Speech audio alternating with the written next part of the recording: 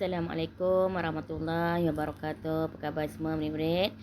Bagi meneruskan pelajaran kita pada hari ini, iaitu hari Khamis 1 hari bulan 7 tahun 2021, kita mulakan dengan bacaan doa belajar dan doa penerang hati. Dah bulan 7 dah kan? Cepatnya masa berlalu. Okeylah, kita baca doa Ikut saya baca. Tanda tangan. Bismillahirrahmanirrahim. Allahumma aftah alaina hikmataka wansyur alaina min khazaini rahmatika ya arhamar rahimin. Rabbi israhli sadri wa yassirli amri wahlul uqdatam min lisani yafqahu qawli. Amin. Okey, kita mulakan sekarang. Semua sedia dengan buku teks, buka muka surat 25. Kita masuk pada pelajaran yang ketiga, iaitu menutup aurat. Pelajaran yang ketiga, menutup aurat. Sebelum kita masuk tajuk ni, Ustazah nak ulang kaji sikit je pelajaran yang lepas. Ingat lagi tak tajuk apa? Bercelak. Okey, kita pakai celak kat mana? Kat mata bawah dengan atas mata. Fadilat yang kita dapat apabila kita pakai celak, antaranya dapat indahkan sakit mata, cerahkan mata, menjauhkan rabun mata, mata jadi segar dan sihat, dan dapat keredaan Allah, muka nampak berseri-seri, dan dapat menajamkan penglihatan. Okey. Fadilat yang kita dapat ni kena amalkan. Untuk dapatkan fadilat ni, fadilat bercelak ni kita kena amalkan. Bukan kita pakai sekali dah esok pakai ni tak ada pun, tak dapat cerah mata pun. Tak. Kita kena amalkan pemakaian dia. Kemudian baru kita nampak kesan Okey. Kita terus kepada tajuk kita hari ni, iaitu pelajaran yang ketiga, menutup aurat. Buka muka surat 27. Muka surat 27 tengok gambar kat situ. Gambar satu keluarga tu. Dia pergi ke taman, tengok pakaian dia pakai macam mana. Cantik kan? Kemas. Kemudian menutup aurat. Budak perempuan tu tengok pakai pakaian yang menutup aurat, pakai seluar panjang. Kemudian t-shirt yang dia pakai tu pun t-shirt tangan panjang. Ibu dia pun sama Okey. Okey, kita terus kepada muka surat 28. Kita nak tengok perbezaan aurat lelaki dengan aurat perempuan. Okey, buka muka surat 28. Kita nak tengok sekarang aurat lelaki dan perempuan. Ikut saya baca boleh? Okey. Aurat lelaki antara pusat hingga lutut. Aurat perempuan seluruh anggota badan kecuali muka dan kedua-dua tapak tangan. Okey. Hukum menutup aurat adalah wajib menutup aurat bagi lelaki dan perempuan. Sama je. Lelaki wajib, perempuan pun wajib. Okey, kita nak tengok. Kita nak bincangkan aurat lelaki dulu.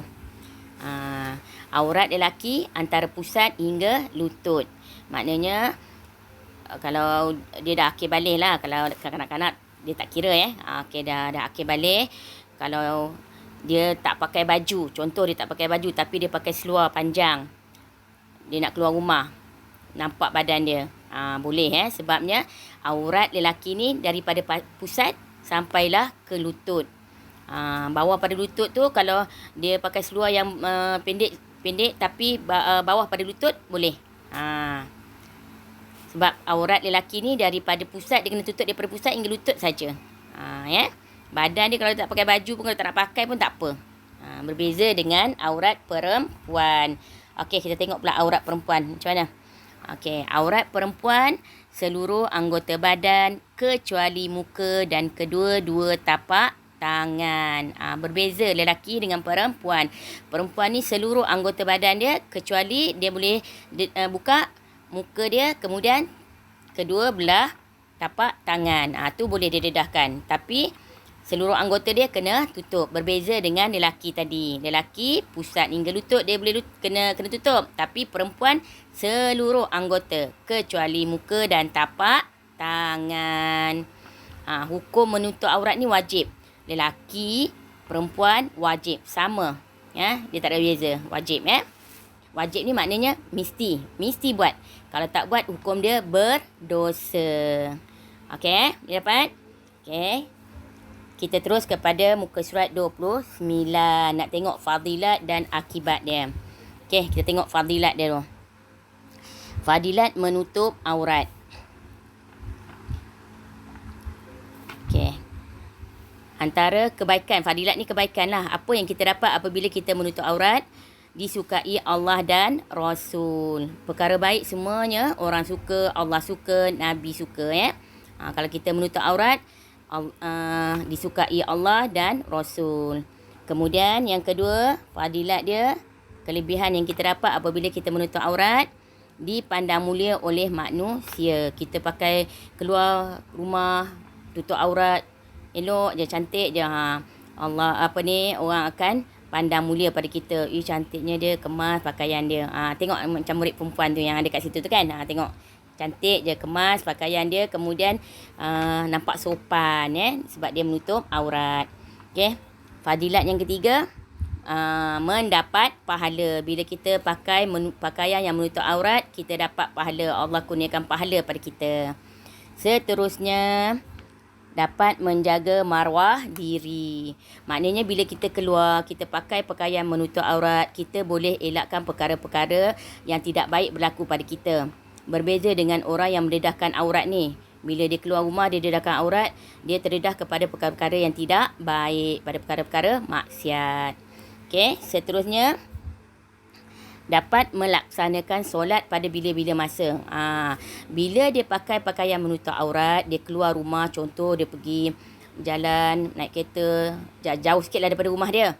Balik kampung ke. Kemudian tengok-tengok orang dah azan asar. Jomlah kita singgah masjid. Dia boleh pergi bila-bila masa saja dia boleh tunaikan solat. Sebab solat ni boleh pakai bukan syarat dia pakai telekung syarat sah solat tak ada pakai telekung. Janji dia menutup aurat, dia dah boleh menunaikan solat. Syarat dia dah cukup, pakaian dia bersih, menutup aurat, dia dah boleh solat. Jadi kalau kita pakai pakaian menutup aurat, kita dah boleh singgah kat mana-mana tempat ataupun masjid, kita boleh tunaikan solat pada bila-bila masa. Berbeza dengan orang yang tak pakai pakaian menutup aurat ni, contoh dia pakai skirt ke, pakai seluar pendek ke. Allahai, macam mana dia nak solat? Tiba-tiba pergi tinggal masjid, telekong pun tak ada. Tak boleh lah dia nak solat. Okay, jadi sebab itulah bila orang yang keluar pakai pakaian yang menutup aurat, boleh solat pada bila-bila masa.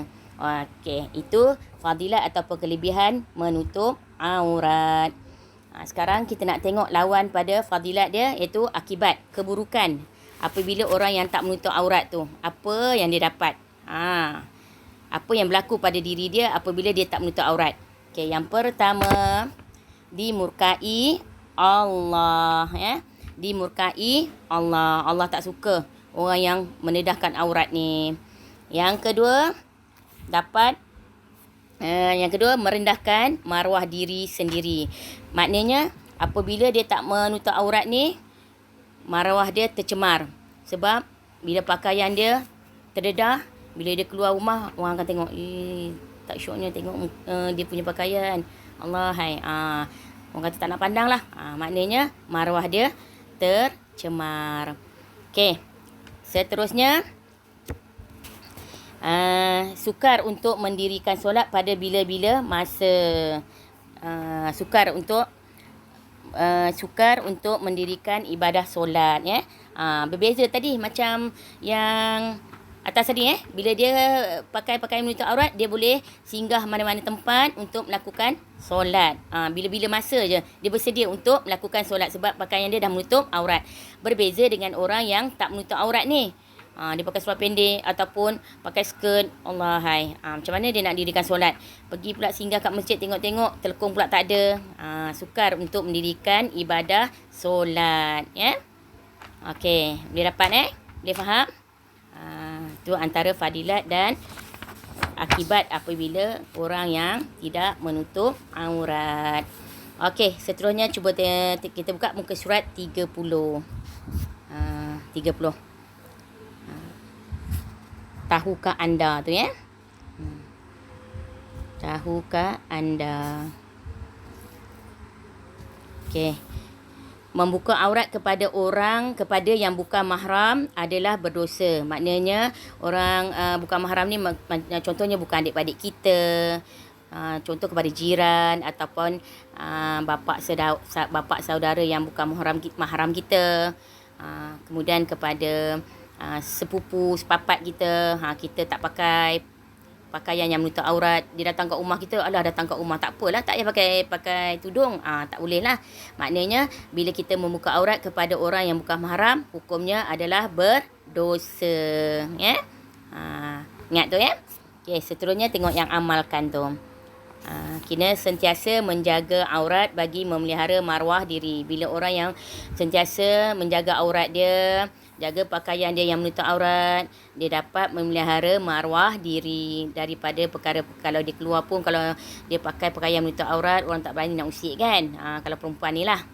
Okey Dia faham Okey. Sampai setakat tu dulu pelajaran kita pada hari ini. Cuma Ustazah nak bagi latihan pada buku aktiviti. Buka muka surat 23, iaitu warnakan had ataupun aurat yang kita kena tutup bagi lelaki dengan perempuan. Orang lelaki dan orang perempuan kena warnakan bahagian yang kena tutup. Okey. Seterusnya muka surat 24, kena warnakan fadilat menutup aurat. Okey, fadilat menutup aurat. Kamu tengok, kamu baca. Kalau kata tu betul fadilat, warnakan. Okey, nombor 1, fadilat dia dapat pahala. Betul kan? Warnakan. Nombor 2, dimurkai Allah. Kalau kita menutup aurat, Allah tak suka pula. Betul ke? Salah kan? Jangan warnakan. Nombor 3, dipandang mulia oleh masyarakat. Apabila kita menutup aurat, masyarakat pandang mulia pada kita. Betul ke tak? Okey, kalau betul, warnakan. Nombor 4, dapat jaga maruah diri. Tadi kita dah baca kan? Dapat, bila kita menutup aurat ni, dapat pelihara maruah diri kita. Betul kan? Okey, kalau betul, warnakan. Nombor 5, sukar untuk mendirikan ibadah solat. Nombor 5 ni, bila kita pakai pakaian menutup aurat, sukar pula kita nak dirikan ibadah. Betul ke salah? Salah kan? Jadi salah tak payahlah warnakan. Okey, dan yang last kali, nombor 6, dapat melaksanakan ibadah bila-bila masa. Ni yang betul. Okey, bila kita pakai pakaian menutup aurat, bila-bila masa kita boleh singgah tempat yang boleh mendirikan solat. Ya? Okey. Itu saja pelajaran kita pada hari ini. Hingga berjumpa lagi pada minggu yang akan datang. Sekian dulu. Assalamualaikum warahmatullahi wabarakatuh.